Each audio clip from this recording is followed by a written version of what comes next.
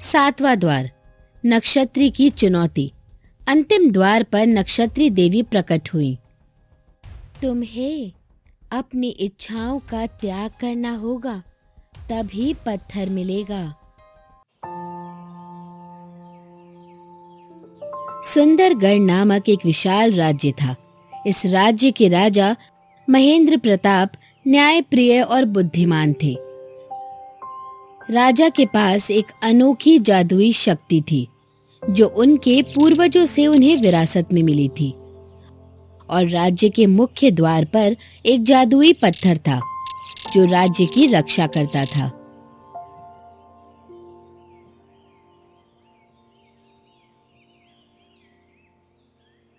महाराज, अनर्थ हो गया, अनर्थ हो गया। क्या हुआ मंत्री जी, ऐसे परेशान क्यों हैं आप? महाराज, कल रात राज्य में अनेकों घरों में चोरी हुई है। चोरी? वो भी हमारे राज्य में? ऐसा कैसे हो सकता है? किसकी इतनी हिम्मत जो हमारे राज्य में घुसकर चोरी करे? ये तो नहीं पता चल पा रहा है महाराज। हमने कुछ अपने जासूस भेजे हैं जो पता लगा रहे हैं कि वो कौन है। जासूस? वो तो बहुत समय लगाएंगे। लगता है हमें ही कुछ करना होगा। हम अभी आते हैं, आप सब यही हमारी प्रतीक्षा करें। मुझे ही अपनी शक्तियों से पता लगाना पड़ेगा कि कौन है वो चोर जिसकी हिम्मत इतनी बढ़ गई है कि वो हमारी प्रजा को परेशान करे। आबरा का डाबरा, गिले गिले छू, जिसने भी चोरी की है उसे मुझे दिखा दे तू।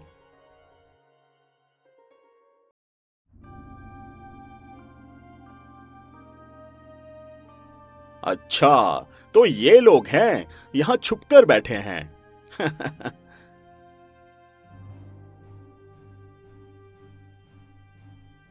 महाराज, क्या हुआ? आप बहुत ही प्रसन्न लग रहे हैं।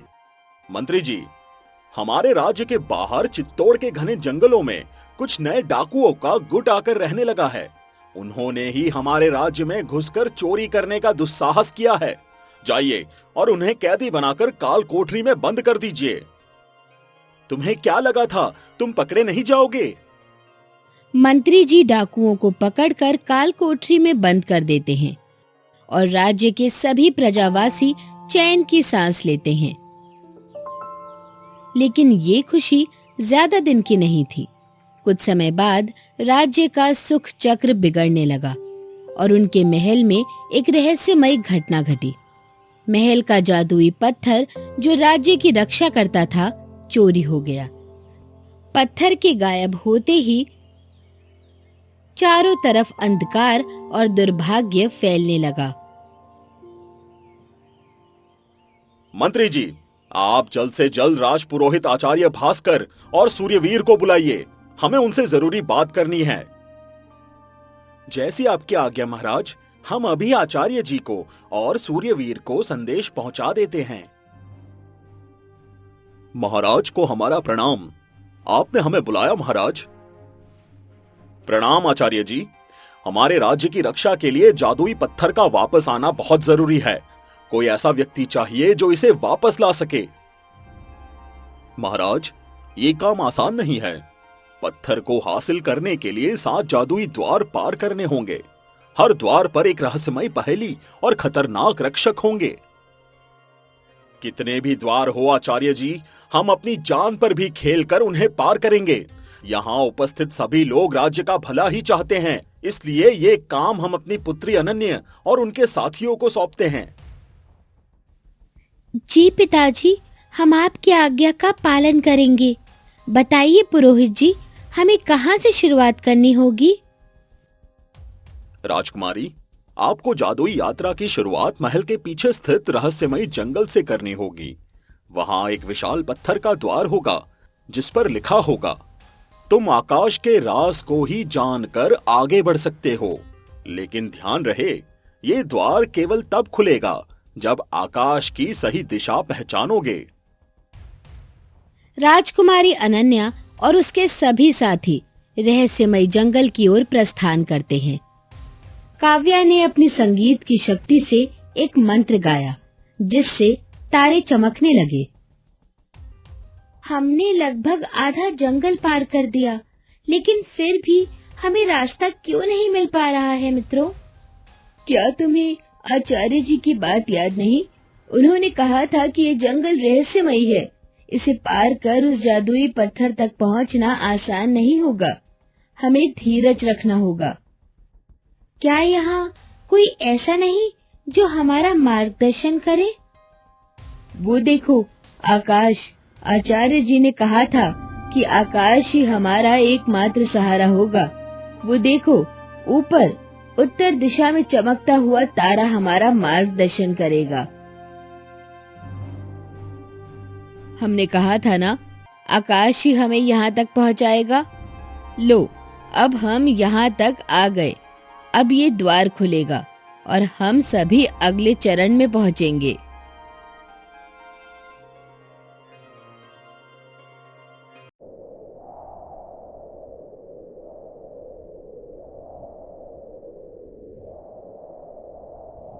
यहाँ से आगे बढ़ने के लिए तुम्हें समय की गुत्थी सुलझानी होगी।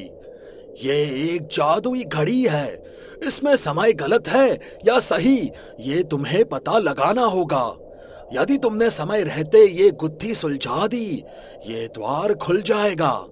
यदि तुम इसमें विफल रहे तो तुम सभी हमेशा के लिए यही बंद होके रह जाओगे। ये कैसा समय है? ये अंक कैसे लिखे हैं? तुम्हारे पास केवल 15 मिनट का समय है। इतना कम समय, इसमें हम ये पहेली कैसे सुलझा पाएंगे? हमारे पास बहुत कम समय है, हमें जल्द ही इसे सुलझाना होगा। ये पहेली उल्टा समय समझने की है। हमें घड़ी को उल्टा घुमाना होगा। ये देखो, जब वो दानव हमें ये घड़ी देकर गया था, ये सुई यहाँ थी। इसका मतलब है संध्या का समय हो रहा है। क्या हुआ? नहीं सुलझा पाए ये आसान पहेली? अब से तुम हमारे बंदी हो। नहीं, तुम हमें बंदी नहीं बना सकते। हमने ये पहेली सुलझा दी है।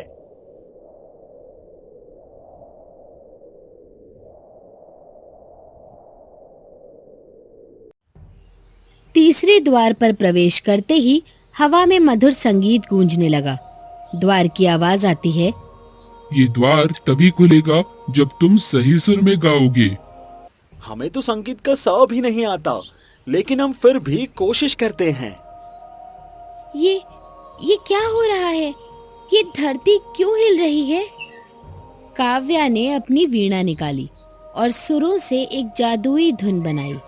लेकिन जैसे ही वो सही सुर के करीब पहुंची, अलका ने भ्रम पैदा किया।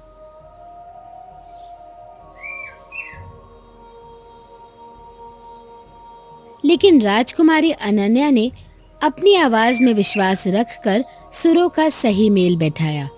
द्वार खुल गया। यहाँ एक नदी बह रही थी, जिसमें अदृश्य जीव तैर रहे थे। ये नदी केवल तब पार होगी जब तुम अपनी सत्य की परीक्षा दोगी।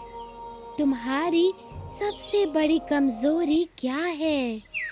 हमारी सबसे बड़ी कमजोरी है कि हम जल्दी से किसी पर भरोसा नहीं कर पाते। मेरी सबसे बड़ी कमजोरी है मुझे संगीत नहीं आता। हमारी सबसे बड़ी कमजोरी है कि हम किसी को रोता हुआ नहीं देख सकते। हर व्यक्ति ने ईमानदारी से अपनी कमजोरी बताई। जाओ, तुम ये नदी पार कर सकते हो।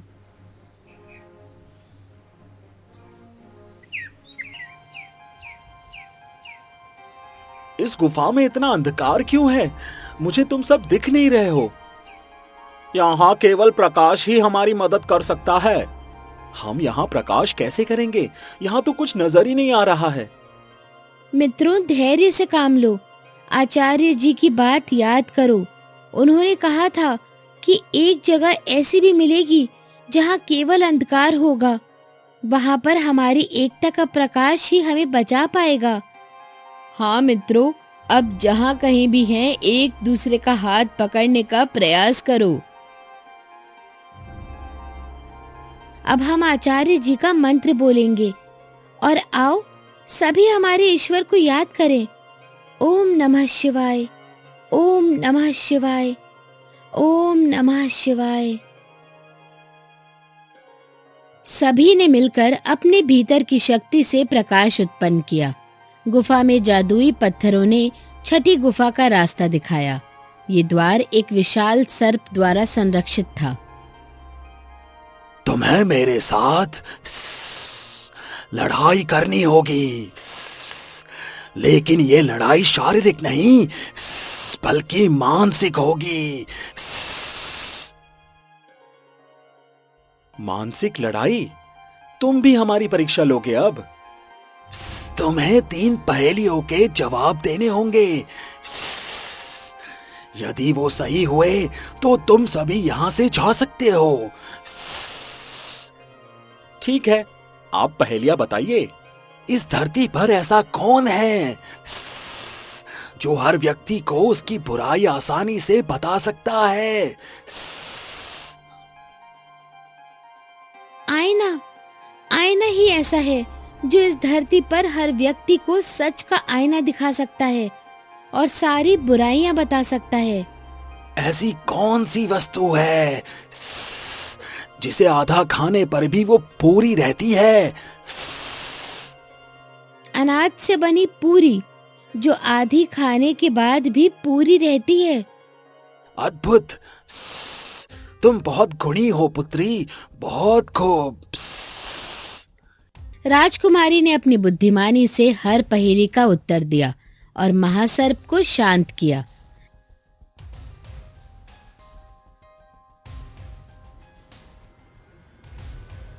सातवां द्वार, नक्षत्री की चुनौती। अंतिम द्वार पर नक्षत्री देवी प्रकट हुई। तुम्हें अपनी इच्छाओं का त्याग करना होगा, तभी पत्थर मिलेगा। लेकिन ये एक राजकुमारी है, ये कैसे अपनी सभी इच्छाओं का त्याग कर सकती है? तुम लोग यहाँ राज्य की भलाई के लिए आए हो और अपनी इच्छा भी नहीं त्याग सकते।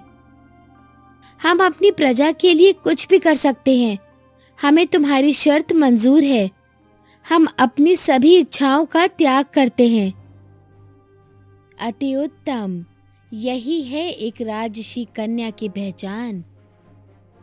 हम तुमसे प्रसन्न हुए। लो, ये जादुई पत्थर। राजकुमारी अनन्या ने राज्य की भलाई के लिए अपनी निजी इच्छाओं का त्याग कर दिया। पत्थर प्रकट हुआ। राजकुमारी और उनके सभी साथियों ने पत्थर को वापस लाकर राज्य को श्राप से मुक्त किया।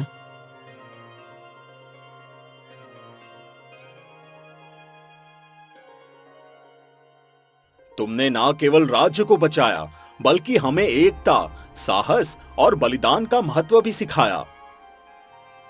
सुंदरगढ़ राज्य में फिर से खुशहाली आ गई और सभी लोग पहले की तरह हंसी खुशी रहने लगे। राजा ने राजकुमारी अनन्या को अपना उत्तराधिकारी घोषित कर दिया।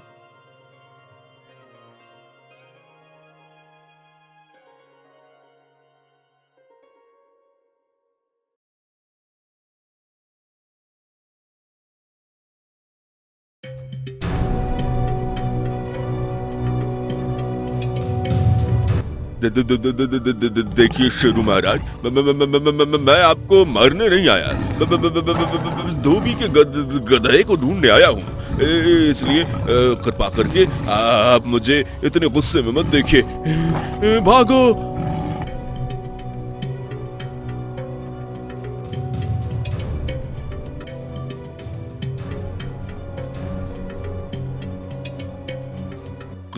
कृपया करके मुझे छोड़ दो शेर। तुम्हें जो चाहिए वो मुझसे ले लो। जो चाहिए पूरा राजपाट ले लो, सोना चांदी ले लो, बस मुझे छोड़ दो। जय हनुमान ज्ञान गुण सागर, जय कपीसतिहु लोक उजागर। सावित्री जंगल के पास बसे अमरनगर नामक एक सुंदर राज्य में राजा धेनु सिंह का शासन था, जो जानवरों से बहुत डरता था और कभी भी शिकार करने नहीं जाता था। एक दिन, आज की कार्रवाई आरंभ कीजिए मंत्रीवर, फरियादी को बुलाइए। जो आ गया महाराज। मंत्री रघु अपने साथ एक धोबी को लेकर आता है जिसका गधा खो गया था। महाराज की जय हो, हमारा गधा खो गया है महाराज। कल रात से ही गायब है, आज सुबह हो गई है।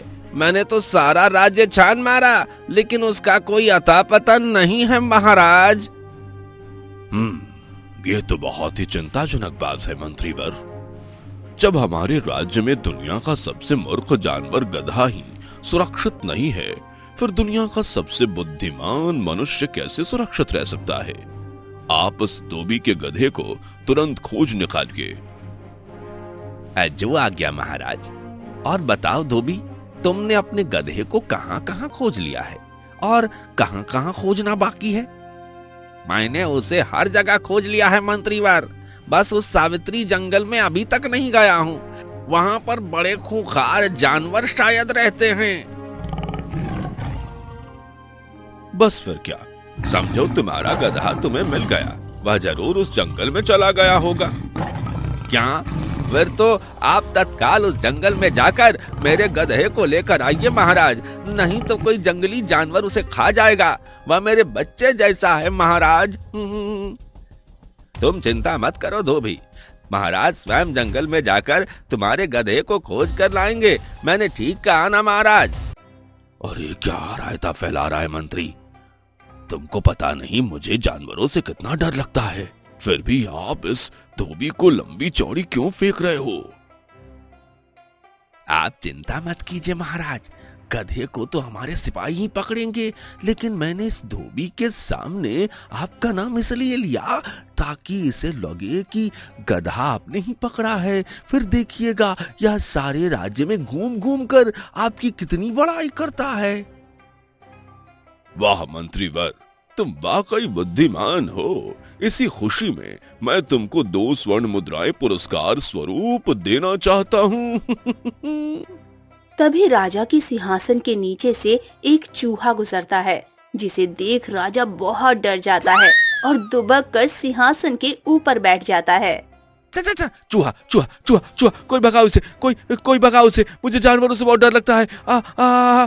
माँ कहाँ हो आप? राजा की ये दुर्दशा देख सभी जोर जोर से हंसने लगते हैं। अरे महाराज, आप तो एक साधारण से चूहे से डर गए, फिर मेरे गधे को कैसे ढूंढोगे? गधा तो चूहा से भी खतरनाक है। चुप हो जा धोबी, मैं किसी चूहा पूहा से नहीं डरता। वह तो इस चूहे के ऊपर किसी ने विष लगाया हुआ था, इसलिए मैं सिंहासन के ऊपर बैठ गया। क्यों, मैंने सही कहा ना मंत्रीवर? हाँ महाराज, आपने बिल्कुल ठीक कहा। चल धोबी, तेरी फरियाद हमने सुन ली, अब भाग जा यहाँ से।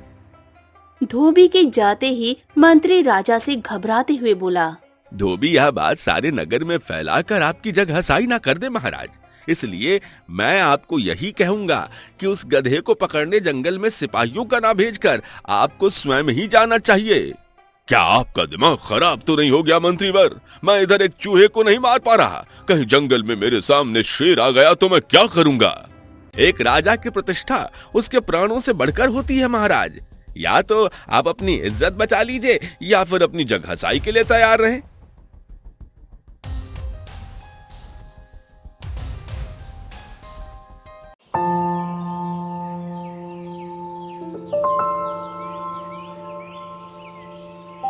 अगले ही दिन राजा अपने घोड़े पर सवार हो मंत्री के साथ धोबी के गधे को ढूंढने जंगल में जाता है। तभी दुश्मन देश के कुछ सिपाही उन दोनों के ऊपर आक्रमण कर देते हैं।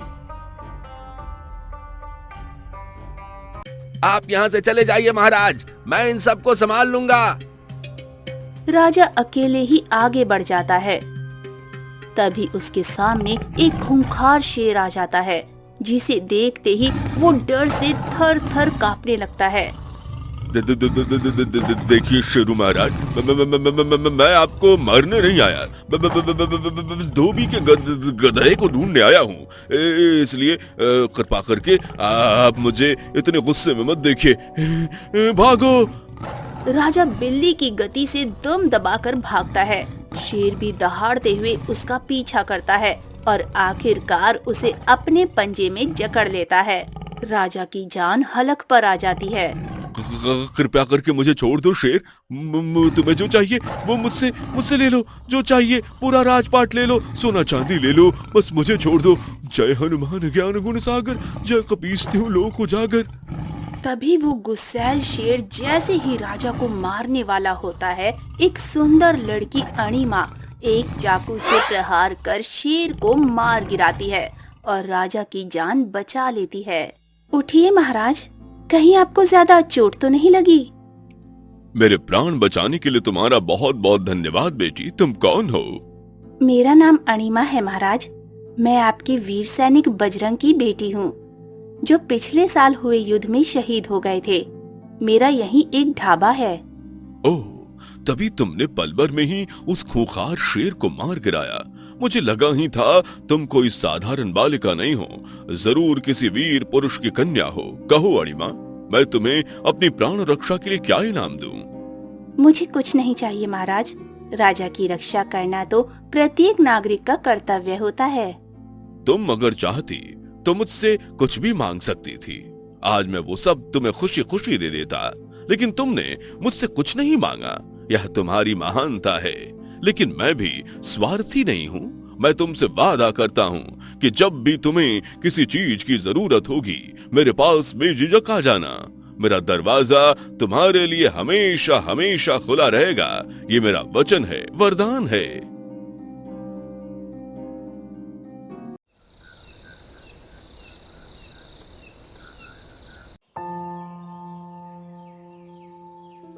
धीरे धीरे समय बीतने लगता है। एक बार बाजार से लौटते समय राजा के बेटे अरुण और उसके मंत्री संजय की नजर अणिमा पर पड़ती है। अरे अरे, वो देखो अरुण, कितनी सुंदर लड़की। लेकिन ऐसी सुंदर लड़की इस जंगल के पास क्या कर रही है? उसे तो महल में तुम्हारी रानी बनकर रहना चाहिए। मैंने सही कहा ना? यहाँ खड़े होकर सौंदर्य दर्शन मत करो संजय। अगर कोई जानवर आ गया तो यमराज के दर्शन हो जाएंगे। जल्दी महल चलो, युद्ध का अभ्यास भी तो करना है। मुझे सब पता है अरुण, इसे देख तुम्हारे मन में लड्डू फूट रहा है, लेकिन तुमको डर है कि ये तुम्हारी रानी बनने से मना ना कर दे। मैंने सही कहा ना? इस राज्य का कोई नागरिक ऐसा नहीं जो राजकुमार अरुण की बात को टाल सके, समझे? ठीक है, तो दिखाओ दिखाओ अपनी ताकत और कहो कि तुम अपनी रानी से बनाना चाहते हो। अरुण जोश में अणिमा के पास जाकर बोलता है, सुनो लड़की, मैं इस राज्य का राजकुमार हूँ।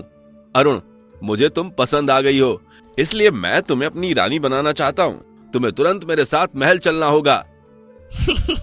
लगता है राजकुमार अरुण कभी किसी लड़की से बात नहीं कर पाए हैं, इसीलिए भला ऐसे कोई धमकाते हुए प्यार का इजहार करता है। मैंने सही कहा ना? अरे राजकुमार, मैं जीवित मनुष्य हूँ, कोई वस्तु नहीं कि आपने कहा और मैं चली गई। ना तो मुझे आपसे प्रेम है, ना ही मैं आपको ठीक से जानती हूँ। अणिमा के ऐसे बोलते ही अरुण को लगा जैसे उसकी किसी ने घंघोर बेइज्जती कर दी हो। वो गुस्से से चीखते हुए बोला, ऐ लड़की, तुम्हारी हिम्मत कैसे हुई मेरे आदेश का उल्लंघन करने की? तुम जानती नहीं तुम्हारे साथ कितना बुरा कर सकता हूँ। जो करना है कर लीजिए राजकुमार, मैं किसी से डरने वाली नहीं। वीर सिपाही बजरंग की बेटी हूँ। मुझे तो महाराज ने भी असाधारण कहा है। ये सुन गुस्से से आग बबूला हो अरुण अपनी तलवार से जैसे ही अणिमा पर प्रहार करने वाला होता है, एक लड़का अश्वमित्र अरुण के प्रहार को रोककर अणिमा की जान बचा लेता है। कौन हो तुम? जानते हो तुम कितनी बड़ी गलती कर रहे हो राजकुमार अरुण से दुश्मनी करके?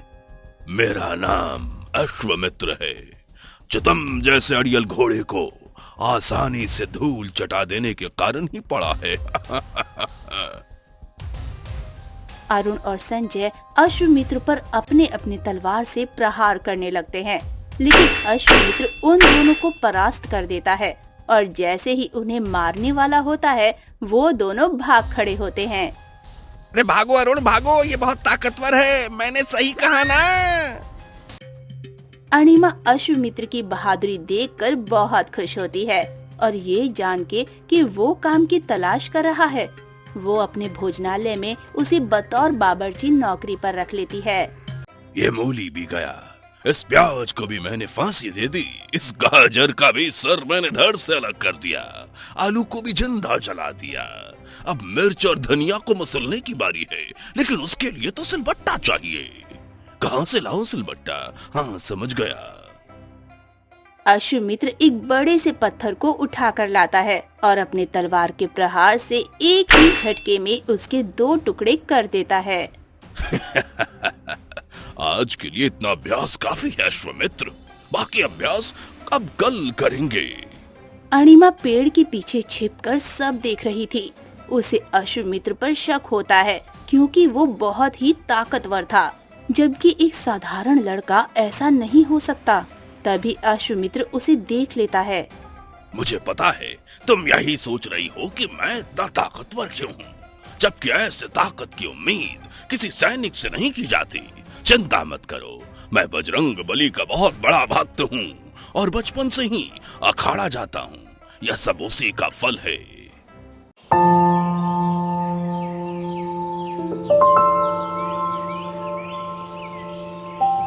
धीरे धीरे अश्वमित्र और अणिमा एक दूसरे को पसंद करने लगे थे। एक दिन, सुनो अणिमा, क्या तुम इस अमरनगर राज्य की महारानी बनना चाहती हो? मैं और महारानी? भला वो कैसे? क्यों?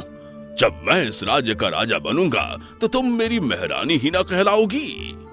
लेकिन इस राज्य के राजा तो धेनु सिंह है, फिर उसके बाद उनका बेटा अरुण अगला राजा बनेगा। ऐसा कुछ नहीं होगा, बस तुम देखती जाओ। जल्द ही धेनु सिंह और उसका बेटा अरुण दोनों मारे जाएंगे। अणिमा आश्चर्य से बोली, मतलब? मैं कुछ समझी नहीं। मेरा मतलब कि भविष्य किसने देखा है? ठीक है, मैं रसोई में जा रहा हूँ, मैंने दूध उबालने को रखा है।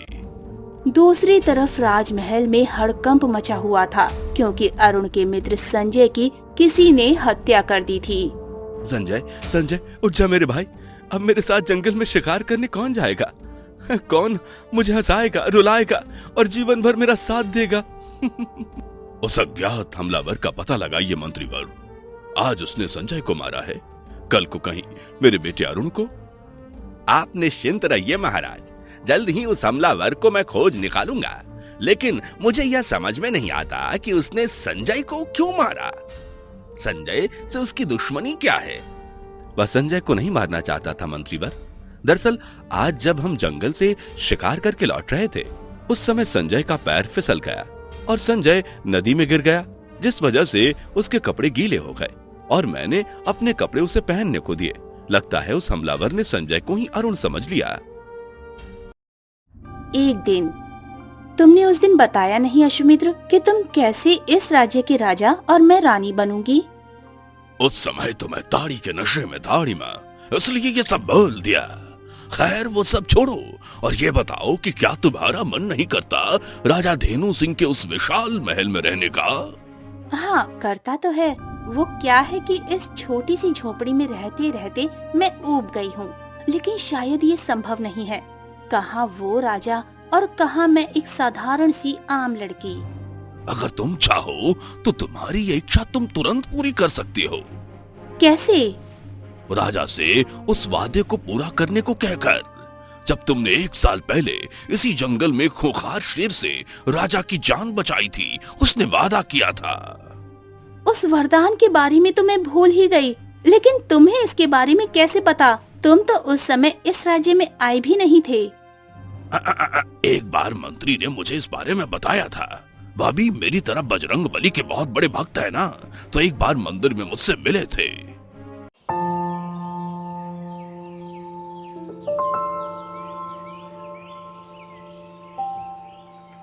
अगले ही दिन अणिमा अश्वमित्र के साथ राजा के पास जाती है। महाराज की जय हो। तुम कौन हो लड़की और यहाँ क्यों आई हो? मैं अणिमा हूँ महाराज, जिसने 1 साल पहले एक खूंखार शेर से आपकी जान बचाई थी और उसके पुरस्कार स्वरूप आपने मुझे कोई वरदान मांगने को कहा था, लेकिन मैंने उसे लेने से इनकार कर दिया था। हाँ, याद आ गया। तो 1 साल कष्ट गुजारने के बाद आखिरकार तुम्हारी अकल ठिकाने आ ही गई। मैंने तो उसी समय कहा था कि मुझसे जो चाहे मांगकर हंसी खुशी से रहो। खैर बताओ, तुम्हारी क्या मांग है? मैं और मेरा बावर्ची अश्वमित्र एक रात आपके इस राजमहल में रहकर राजसी जीवन जीने का अपना स्वप्न पूरा करना चाहते हैं। ये कैसी उटपटांग मांग है लड़की? तुझे पता है ना, महाराज के ऊपर हर समय शत्रुओं का खतरा मंडराता रहता है। वह किसी भी अरे गहरे व्यक्ति को अपने महल में एक दिन क्या, एक पल के लिए ठहरने नहीं दे सकते हैं। अरे अरे अरे अरे, शांत हो जाइए मंत्री जी। मैं जानता हूँ कि आप मेरे भले के लिए ही ये सारी बातें कह रहे हैं, लेकिन मैंने इस लड़की को एक वादा किया था। मैं उसकी कोई एक इच्छा जरूर पूर्ण करूंगा। आप राजमहल में इनके रहने की व्यवस्था करें।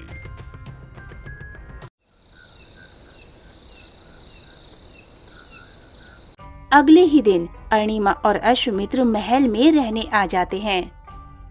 वाह वाह, कितना मुलायम गद्दा है। ऐसा लग रहा है मैं बादलों में सोया हूँ।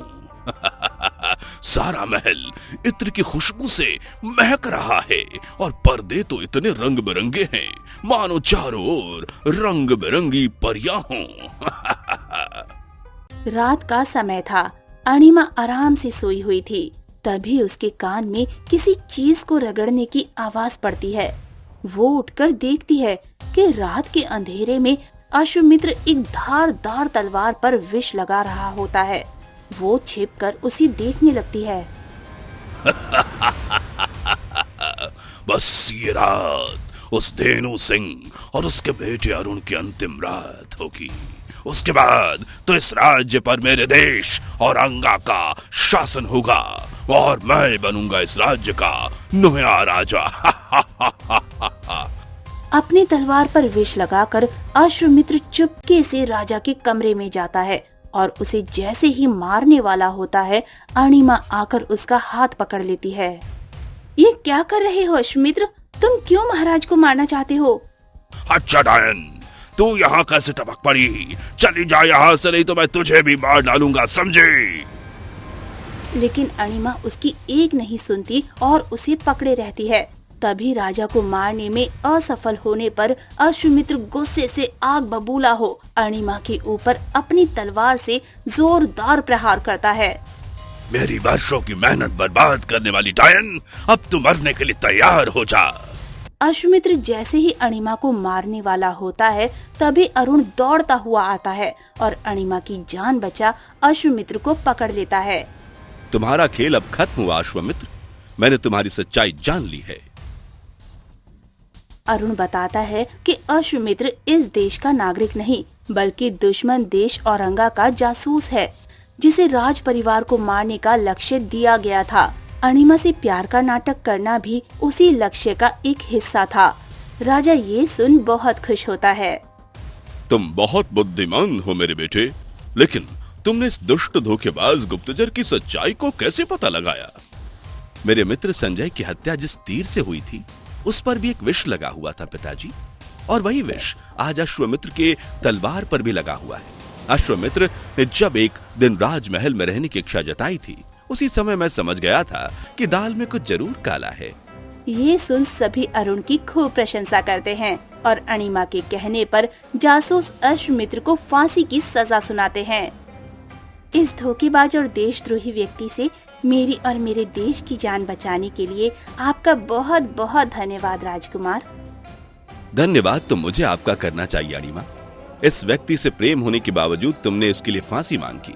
तुम्हारे अंदर वाकई वीर सैनिक बजरंग का खून दौड़ रहा है। अपनी जान बचाने के लिए अरुणिमा भी अरुण से एक वरदान मांगने को कहती है। बदले में अरुण अरुणिमा से अपने बुरे व्यवहार के लिए क्षमा मांगकर उससे वरदान स्वरूप अरुणिमा को ही मांग लेता है और उससे शादी करके हंसी खुशी से रहने लगता है।